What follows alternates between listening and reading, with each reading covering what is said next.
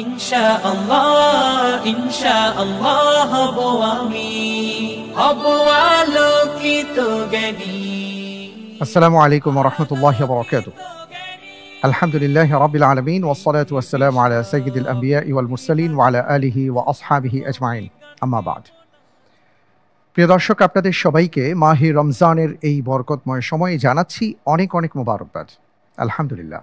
সেই সাথে আমন্ত্রণ জানাচ্ছি ইসলামিক জ্ঞানের এই মহা আয়োজনে। আপনারা দেখছেন আকিজ আলোকিত জ্ঞানী 11তম আসর, powered by Akij Plastics, Farm Fresh, Beckmans, Akij Feed. আল্লাহ রাব্বুল আলামিনের অপার মহিমা, তার কৃপা অনুগ্রহ আমাদের উপর। রমজানের মতন একটি মহিমান্বিত মাস তিনি আমাদেরকে দান করেছেন। পাশাপাশি পৃথিবীতে আমাদেরকে তিনি শ্রেষ্ঠত্ব দান করেছেন জ্ঞানের মাধ্যমে। প্রিয় দর্শক, এই সেই জ্ঞান যে জ্ঞানের মাধ্যমে আদম আলাইহিস সালাতু ওয়াস সালামের সামনে সকল ফেরেশতা এবং সৃষ্ট জগতের সবাইকেই আল্লাহ তাআলা সম্মান দিতে বলেছেন। আর সেই জ্ঞান হলো ওহীর জ্ঞান, আল্লাহ প্রদত্ত জ্ঞান। এই কারণেই আমাদের এই আয়োজন আকিজ আলোকিত জ্ঞানী 11তম আসর। যারা দেখছেন সবাইকে অনেক অনেক মোবারকবাদ। আলহামদুলিল্লাহ, আল্লাহ রাব্বুল আলামিনের কাছে আমরা কৃতজ্ঞতা আদায় করছি। আমাদের এই আয়োজনটি একটু একটু করে আমরা 11 বছরে পদার্পণ করেছি এবং এই 11 বছরে আমরা যদি ছোটোখাটো হিসাব করি তাহলে আমরা অসংখ্য জ্ঞানী মানুষদের পেয়েছি যারা নানা জায়গায় হীরা মানিক মুক্তার মতন ছড়িয়ে ছিটিয়ে আছেন বা ছিলেন। আমরা তাদেরকে আপনাদের সামনে উপস্থাপন করবার কিছুটা চেষ্টা করেছি।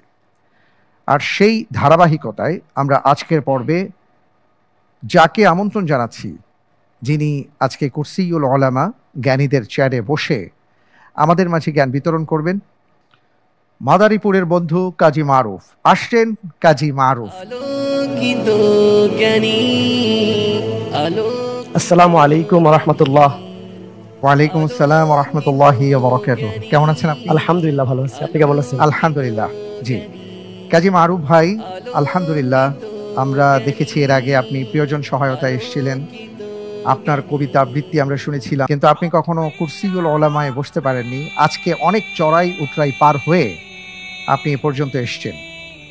আপনার কেমন লাগছে? আলহামদুলিল্লাহ, আমার স্বপ্ন ছিল আমি একদিন প্রতিযোগী হিসাবে আসবো। আল্লাহ তাআলা এবার কবুল করেছে, আলহামদুলিল্লাহ। আলহামদুলিল্লাহ। জি, বসুন।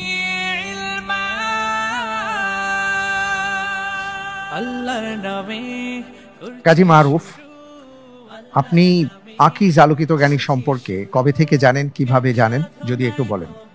আমি আকিজ আলোকিত জ্ঞানী সম্পর্কে 2017 সাল থেকে আমি এটা দেখি, ওই থেকেই আমি চিনি আর আলোকিত জ্ঞানীকে। মাশাআল্লাহ। আল্লাহ রাব্বুল আলামিনের কাছে আমরা দোয়া করি যে ছোটখাটো খিদমত আমরা যা কিছু করছি এটা যেন আল্লাহ রাব্বুল আলামিন কবুল করেন। আমিন। আমাদের এই জ্ঞানের ক্ষেত্রে যে সামান্য খিদমা, এটা আমাদের সকলের জন্য যেন নাজাতের উসিলা হয়। আজকের পর্বটি মূলত প্রশ্নোত্তরের পর্ব। আপনি ভালো করেই জানেন, আগে যেখানে ছিলেন সেখান থেকে আমরা আপনার কবিতা শুনতাম, অনেক কিছু শুনতাম, কিন্তু আজকে আমরা আপনার কাছ থেকে উত্তর শুনবো ইনশাআল্লাহ। ইনশাআল্লাহ। তো প্রশ্নোত্তরের আগে আমাদের মাঝে যারা ইন্টেলিজেন্ট প্যানেলে আছেন তাদের সাথে পরিচিত হয়ে নিচ্ছি ইনশাআল্লাহ। ইনশাআল্লাহ। আজকে ইন্টেলিজেন্ট প্যানেলে 3 জন আলোকিত জ্ঞানী বন্ধু আছেন। আমাদের মাঝে উপস্থিত আছেন 2023 সালে যিনি তখন গোল্ডেন চেয়ার ছিল, এখন কুরসিউল উলামা, গোল্ডেন চেয়ারে বসেছিলেন আমাদের আকিজ আলোকিত জ্ঞানীর সাবেক একজন প্রতিযোগী বন্ধু মাসুম বিল্লাহ। আসসালামু আলাইকুম ওয়া রাহমাতুল্লাহ। ওয়ালাইকুম আসসালাম ওয়া রাহমাতুল্লাহি ওয়া বারাকাতুহু। মাসুম বিল্লাহ ভাই, আপনাকে অনেক অনেক মোবারকবাদ জানাচ্ছি। মাশাআল্লাহ, আলহামদুলিল্লাহ, সবাইকে অভিনন্দন। জাযাকাল্লাহ খায়র। আমাদের মাঝে আরো উপস্থিত হয়েছেন আকিজ আলোকিত জ্ঞানী পরিবারের অন্যতম সদস্য এবং সাবেক চ্যাম্পিয়ন ডক্টর জুবায়ের আল মাহমুদ। আসসালামু আলাইকুম ওয়া রাহমাতুল্লাহ। ওয়ালাইকুম আসসালাম ওয়া রাহমাতুল্লাহি ওয়া বারাকাতুহু। ডক্টর জুবায়ের আল মাহমুদ, আপনাকে অনেক অনেক ধন্যবাদ জানাচ্ছি। আপনাকে মোবারকবাদ। আচ্ছা, আমাদের মাঝে আরো উপস্থিত হয়েছেন প্রিয় দর্শক আরো একজন সাবেক আকিজ আলোকিত জ্ঞানী প্রতিযোগী বন্ধু শামীম হোসাইন। আসসালামু আলাইকুম ওয়া রাহমাতুল্লাহি ওয়া বারাকাতুহু। ওয়ালাইকুম আসসালাম ওয়া রাহমাতুল্লাহি ওয়া বারাকাতুহু। শামীম হোসাইন, আপনাকে অনেক অনেক মোবারকবাদ জানাচ্ছি। জাযাকাল্লাহ খায়র। জি, আপনাকে মোবারকবাদ। শুকরান। আজকের পর্বে আমরা 3 জন ইন্টেলিজেন্ট প্যানেলে পেয়েছি যারা আপনাকে একটা সময় ইনশাআল্লাহ সহযোগিতা করবার চেষ্টা করবেন যদি আপনার প্রয়োজন হয়। আর আরো একজন ভাই আসছেন প্রিয়জন সহায়তায়। আমি জানতে চাই আপনি কাকে আজকে আমন্ত্রণ জানিয়েছেন? আমি প্রিয়জন হিসেবে নিয়ে আসছি আমার খুব প্রিয় একজন দিনী ভাই তাজিনুর রহমান, যিনি ঢাকা ইউনিভার্সিটির আরবি বিভাগের মাস্টার্সে অধ্যয়নরত আছেন। মাশাআল্লাহ, আপনাকে অনেক অনেক মোবারকবাদ জানাচ্ছি আমাদের মাঝে আসার জন্য। জাযাকাল্লাহ খায়ের। আসসালামু আলাইকুম। আপনাকে অনেক অনেক মোবারকবাদ জানাচ্ছি আলোকিত জ্ঞানীর মতো এই উজ্জ্বল একটি প্ল্যাটফর্মে আমাকে উপস্থিত হওয়ার সুযোগ করে দেওয়ার জন্য। আমি মহান তাবারক ওয়া তাআলার দরবারে আলোকিত জ্ঞানীর উত্তর সমৃদ্ধি এবং মঙ্গল কামনা করতেছি। আল্লাহুম্মা আমিন। অনেক মোবারকবাদ, ধন্যবাদ আপনাকে, শুকরান। কাজী মারুফ ভাই, 3 ধাপে আমি আপনাকে মোট 19টি প্রশ্ন করব। প্রথম ধাপে 3টি। প্রথম ধাপের 3টি প্রশ্নের সঠিক উত্তরের জন্য 4 করে নম্বর পাবেন। ভুল হয়ে গেলে অর্জিত নম্বর থেকে 2 নম্বর কাটা যাবে। চিন্তা করার জন্য 45 সেকেন্ড সময় পাবেন, আর কোনো লাইফ লাইন আপনি পাবেন না। এইভাবে প্রথম ধাপ, তারপরে দ্বিতীয় ধাপে 4টি, তৃতীয় ধাপে 4টি, তারপরে ঝটপট রাউন্ড। আমরা শুরু করতে পারি ইনশাআল্লাহ। ইনশাআল্লাহ। আপনার জন্য প্রথম প্রশ্ন। আল্লাহু আকবার। আল্লাহর পরিবর্তে অন্য উপাস্য বা দেবতাগুলোর কথা উল্লেখ করা হলে কারা আনন্দে উৎফুল্ল হয়ে ওঠে? এ, প্রকৃতি পূজারীরা, বি, আখিরাতে অবিশ্বাসীরা, সি, মুশরিকরা, ডি, মুনাফিকরা।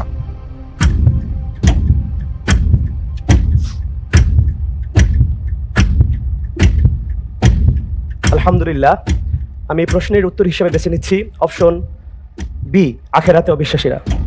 আখিরাতে অবিশ্বাসীরা ফ্রিজ করে দিব। জি। লক করা হোক অপশন বি, আখিরাতে অবিশ্বাসীরা। আপনি যে উত্তরটি দিয়েছেন আপনার উত্তরটি সঠিক উত্তর। আলহামদুলিল্লাহ। আল্লাহ সুবহানাহু ওয়া তাআলা ইরশাদ করেন সূরা জুমার আয়াত নম্বর 45, ওয়া ইযা যুকিরাল্লাহু ওয়াহদাহু ইশমাআজ্জাত কুলুবুল লাযীনা লা ইউমিনুনা বিল আখিরাহ ওয়া ইযা যুকিরাল লাযীনা মিন দুনিহি ইযা হুম ইস্তাবশিরুন। যখন খাঁটিভাবে আল্লাহ তাআলার নাম উচ্চারণ করা হয় তখন যারা পরকাল বিশ্বাস করে না তাদের অন্তর সংকুচিত হয়ে যায়, আর যখন আল্লাহ ব্যতীত অন্য উপাস্যদের নাম উচ্চারণ করা হয় তখন তারা আনন্দে উল্লসিত হয়ে ওঠে।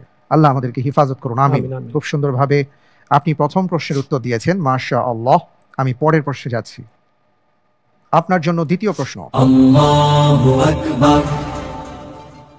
আজানের দোয়ায় ওয়াদ-দারাজাতির রাফিআহ অংশটুকু বৃদ্ধি করার ভিত্তি কি? এ, বানোয়াট, বি, হাসান লিজাতিহি বর্ণনা, সি, হাসান লিগাইরিহি বর্ণনা, ডি, সাহি লিগাইরিহি বর্ণনা।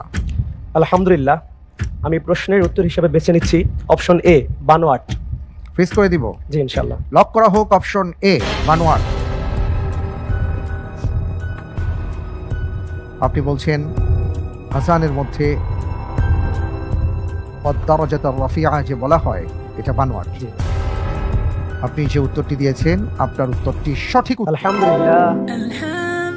প্রখ্যাত হাদিস বিশারদ শায়েখ আব্দুল ফাত্তাহ আবু গুদ্দাহ রাহিমাহুল্লাহ তিনি বলেছেন যে ওয়াদ-দারাজাতুর রাফিআহ জিয়াদাতুন লা আসলা লাহা ওয়া লা ইয়াসুগু কওলাহা, যে এই অংশটুকু সহি বর্ণনার উপর আরোপিত বানোয়াট, যার কোনো ভিত্তি নেই।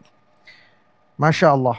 পরের প্রশ্নে যাচ্ছি ইনশাআল্লাহ। পরের প্রশ্নে যাবার আগে আমাদের মাঝে মাসুম ভাই আছেন, আমি একটু মাসুম বিল্লাহ ভাই আপনার কাছে আসছি। এই যে আজানের দোয়াতে আমরা শুনে আসছি আতি মুহাম্মাদানিল ওয়াসিলা ওয়াল ফাদিলা ওয়াদ-দারাজাতুর রাফিআহ, কিন্তু আজকে জানলাম যে এই অংশটি হাদিসের কোনো অংশ নয়। এ প্রসঙ্গে যদি কিছু বলেন। আসসালামু আলাইকুম ওয়া রাহমাতুল্লাহ। ইন্নাল হামদুলিল্লাহ ওয়াসসালাতু ওয়াসসালামু আলা রাসূলিল্লাহি আম্মা বা'দ। আসলেই আজান হচ্ছে একটি ইবাদা, আর যে কোনো ইবাদা করতে হবে রাসূল সাল্লাল্লাহু আলাইহি ওয়াসাল্লামের সুন্নাহ অনুযায়ী। যেহেতু আমরা হাদিসের মধ্যে পাই যে আল্লাহ রাসূল সাল্লাল্লাহু আলাইহি ওয়াসাল্লাম বলছেন যে মা তামাসসাকতুম বিহিমা কিতাবাল্লাহ ওয়া সুন্নাত নবী। আর অপরপক্ষে আল্লাহ রাসূল বলেছেন যে কুল্লু বিদআতিন যালালা, প্রত্যেক বিদআত হচ্ছে ভ্রষ্টতা। তো আমরা আজানের মধ্যে এমন কিছু বাক্য বা শব্দ বৃদ্ধি পাই যেগুলো সহিহ হাদিসে পাওয়া যায় না, যেগুলো বানোয়াট, মওযু অথবা জাল। যেমন আজানের দোয়ায় অতিরিক্ত শব্দ ওয়াদ-দারাজাতুর রাফিআ, এবং অনেকেই বলে থাকেন আজানের দোয়ার শেষে ইন্নাকা লা তুখলিফুল মিআদ, এটারও কোনো সহিহ ভিত্তি নেই। এবং আরও কেউ যুক্ত করে থাকেন যে ওয়ারযুকনা শাফাআতাহু ইয়াউমাল কিয়ামা, এগুলোর কোনো ভিত্তি নেই। তাছাড়া আজানের জবাবের ক্ষেত্রে আমরা অনেকেই এমনও আছি যে ফজরের সলাতের যে আজান হয় as-সালাতু খায়রুম মিনান নাওম, এর উত্তরে সাদাক্তা ওয়া বারারতা বলি, এটারও কোনো সহিহ ভিত্তি নেই, এটা হচ্ছে বানোয়াট। এবং ইকামতের মাঝে যে ক্বাদ আকামাতিস সালাহ বলার সময় কেউ বলে আকামাহাল্লাহু ওয়া আদামাহা, এটারও কোনো সহিহ ভিত্তি নেই। তাছাড়া আজান কেন্দ্রিক আমাদের সমাজে আরও কিছু নব আবিষ্কৃত বিদআত আছে। বা বানোয়াট কিছু আমল আছে যেগুলো অবশ্যই পরিত্যাজ্য। যেমন আমরা আজানের আগে অনেক মুয়াজ্জিন আছেন আমাদের দেশে যারা আজানের আগে মাইকে ইসলামী গান বা গজল বা কেরাত বা আসসালাত বলে আহ্বান করেন। আমরা জানি আজানটাই হচ্ছে আল্লাহর পক্ষ থেকে একটি গুরুত্বপূর্ণ আহ্বান। এখানে আজানের আগে বা পরে নিজের মন গড়া কোনো ইসলামী গান, কেরাত, হাম ইত্যাদি বলার কোনো ইসলামের শরীয়তে কোনো ভিত্তি নেই। তাছাড়া আমরা অনেকেই বর্তমান রমজান মাস চলতেছে, এই রমজান মাসে আমরা অনেকেই লক্ষ্য করি বিভিন্ন মসজিদে সাহারির সময় মাইকে ঢোক ঢাল বাজানো হয় বা মানুষকে জাগানো হয়। অথচ হাদিসের মধ্যে আসছে রসুল আকরাম সাল্লাল্লাহু আলাইহি সাল্লামের যুগে সাহারির জন্য একটি আজানের প্রচলন ছিল, যা বর্তমান মক্কা মদিনায়ও চালু আছে, যেটা সারা বছর দেওয়া হয়। এটা তাহাজ্জুদের আজান এবং এটা সাহারির আজান হিসেবে গণ্য হয়ে থাকে। তাছাড়া আমরা অনেকেই বিপদে পড়ে আজান দেই, ঝড় বৃষ্টি হলে আজান দেই, ইত্যাদির ক্ষেত্রে আজানের কোনো প্রভিশন নেই ইসলামে। কিন্তু যদি সদ্য ভূমিষ্ঠ কোনো বাচ্চা হয় তার কানে আজান দেওয়ার বিষয়টি হাদিসের মধ্যে এসেছে। এই বিষয়গুলো আমরা মাথায় রাখবো এবং আজানের যে সুন্নাহগুলো আছে আমরা এগুলো পালন করব। সুন্নাহ হচ্ছে প্রথমত পবিত্র অবস্থাতে আজান দেওয়াটা সুন্নাহ এবং কানের মধ্যে আঙ্গুল দিয়ে আজান দিতে হবে। এবং রাসূল আকরাম সাল্লাল্লাহু আলাইহি সাল্লাম বলেছেন, যে ব্যক্তি আজানের পরে কোনো কারণ ছাড়াই, কোনো ওজর ছাড়াই মসজিদ থেকে বের হয়ে যায়, সে যেন আবুল কাসেম অর্থাৎ মুহাম্মদ রাসূলুল্লাহ সাল্লাল্লাহু আলাইহি ওয়াসাল্লামের বিরোধিতা করে। আমরা বিষয়গুলো অবশ্যই মনে রাখবো। তাছাড়া আজান এবং ইকামতের মাঝে 2 রাকাত সালাত আছে। জাযাকুমুল্লাহ খাইর। বারাকাল্লাহু ফিক। অনেক অনেক ধন্যবাদ আপনাকে মাসুম বিল্লাহ ভাই। অত্যন্ত চমৎকারভাবে আজান সম্পর্কিত আমরা প্রায় সকল তথ্যই আপনার কাছ থেকে পেলাম। জাযাকাল্লাহ খাইর। মাশাআল্লাহ। পরের প্রশ্নে যাব ইনশাআল্লাহ। ইনশাআল্লাহ।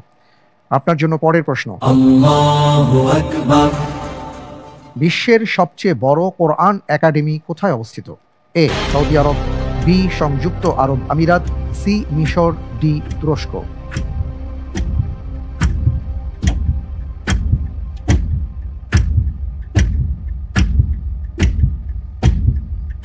আলহামদুলিল্লাহ, আমি এই প্রশ্নের উত্তর হিসেবে বেছে নিচ্ছি অপশন বি, সংযুক্ত আরব আমিরাত। সংযুক্ত আরব আমিরাত লক করে দিব। জি ইনশাআল্লাহ। ফ্রিজ করা হোক অপশন বি, সংযুক্ত আরব আমিরাত।